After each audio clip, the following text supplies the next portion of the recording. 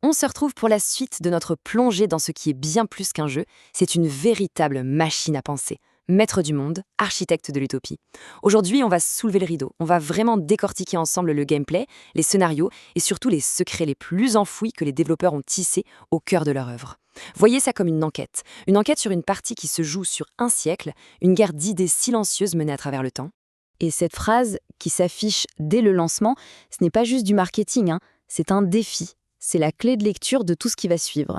En fait, les développeurs ne parlent pas au joueur de passage, mais à celui qui va chercher plus loin, à l'enquêteur qui va oser regarder derrière l'interface pour voir la vraie mécanique. Allez, c'est parti, on plonge. Ici, l'histoire, c'est une véritable fresque. Ça ne se passe pas en quelques heures de jeu. Non, ça s'étend sur 100 ans. Avec une galerie de personnages, dont les actions, même les plus petites, vont créer des vagues, des ondes de choc à travers les décennies. Chaque personnage n'est pas juste un avatar, c'est un acteur avec un rôle précis à jouer dans ce grand drame. Regardez bien comment ils sont définis, pas par une fonction, mais par un rôle théâtral, comme sur une scène. C'est ça, la vision des développeurs. On a Aloïs, l'arrière-grand-père, l'artisan de génie qui est le point de départ de tout, puis Marc le journaliste, le passeur de mémoire qui va déterrer les secrets, et enfin, au cœur du réacteur, dans les années 2020, le trio qui va tout faire basculer. Thomas, le hacker qui hérite de ce lourd passé, Clara, sa femme, infiltrée au plus haut niveau du système, et Ada, l'électron libre, la cypherpunk, la révolution à l'état pur. Au premier abord, le jeu nous sert un plat qu'on connaît bien, presque un cliché, une simulation de capitalisme bien cynique. On démarre tout petit, avec une usine à trombone, un clin d'œil évident bien sûr, puis on enchaîne avec les ampoules, et de là c'est l'escalade, la course vers le contrôle mondial. Le jeu a l'air de nous dire « Allez, devenez le monstre ». On nous donne les clés du pouvoir, et ce sont des clés bien réelles. Chaque module, c'est un cours d'histoire sur la manipulation systémique. On apprend à organiser l'obsolescence programmée pour vendre plus, à financer des études bidons pour cacher la dangerosité du tabac, à utiliser les algorithmes de surveillance de Palantir pour anticiper les révoltes, et à jongler avec les fonds de BlackRock pour mettre des pays à genoux. Le jeu nous pousse, nous incite à suivre cette voie qui semble mener tout droit à la victoire absolue. Et bien sûr, on suit le chemin tracé. On bâtit son empire, on atteint l'hégémonie totale. On contrôle tout, les infrastructures, les gouvernements, l'information. Et puis, l'écran final arrive. Un message nous félicite pour notre réussite. La victoire, l'immortalité. Le monde nous appartient. Sauf que quelque chose cloche. L'orthographe est bancale, l'affichage se met à planter, l'écran glitch. C'est comme si la machine elle-même ne supportait pas ce mensonge, comme si la vérité tentait de s'extraire de la programmation. Et là, c'est le coup près. L'écran devient noir et le message est sans appel. Game over. L'humanité est anéantie. La planète est un désert. Vous avez détruit la vie. On comprend alors que la victoire, c'était le piège depuis le début. Un piège tendu par les développeurs pour nous faire réaliser la vraie nature, choquante de leur jeu. Alors, une fois qu'on a bien compris que la voie classique est une impasse, le jeu abat enfin ses cartes. Il révèle sa vraie nature. Ce n'est pas une simulation de pouvoir. C'est un gigantesque puzzle temporel où tout est connecté. Et on va voir comment ça s'articule. Les développeurs ne s'en cachent pas du tout. Pour les connaisseurs en design temporel, la référence à Day of the Tentacle est évidente et elle est juste brillante. Ici, le passé, ce n'est pas un décor, c'est une véritable boîte à outils.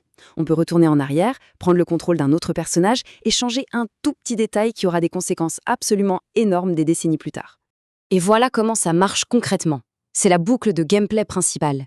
Il ne s'agit pas de gagner à une seule époque, mais de déclencher une réaction en chaîne à travers les générations. Un choix fait par Aloïs dans son usine, comme par exemple prêter attention à un collègue un peu illuminé qui lui parle d'énergie libre, eh bien ça peut créer un dossier secret. Un dossier que Marc, 50 ans plus tard, pourra retrouver. Et c'est ce dossier qui donnera à Thomas l'arme dont il a besoin. Ok, donc on a compris la mécanique temporelle, c'est là que le jeu nous place, dans la peau de Thomas, face au cœur du réacteur, le conflit philosophique. Et ce conflit est incarné par deux femmes, deux visions du monde totalement opposées. Là, ce n'est plus juste un choix de gameplay, c'est un vrai carrefour idéologique. D'un côté, on a Clara, la financière, qui pense pouvoir retourner le système contre lui-même. C'est le cheval de Troie. De l'autre, Ada, la activiste pure et dure, qui veut faire table rase pour tout reconstruire. C'est le bélier. Et Thomas est au milieu, l'arbitre. Chaque décision le rapproche de l'une et l'éloigne de l'autre. Et cette tension, elle est permanente, personnelle. C'est un combat constant entre le pragmatisme de la réforme et l'idéalisme de la révolution.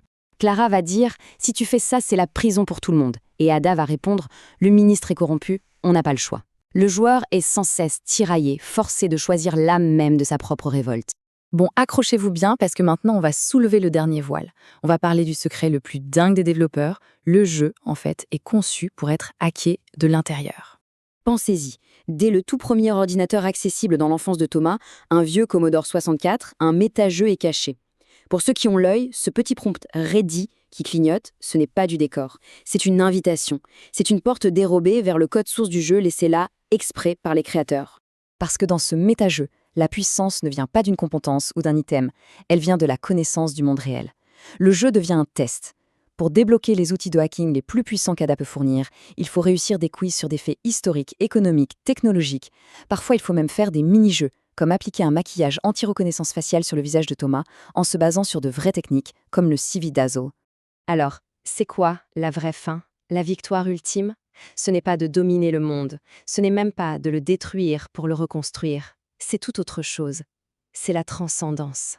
La fin la plus profonde, la plus difficile à atteindre, la fin utopique, c'est celle où on ne cherche pas à vaincre le système, mais à le rendre obsolète. En utilisant le savoir, les failles temporelles, on ne prend pas le pouvoir. On construit autre chose à côté, dans son ombre.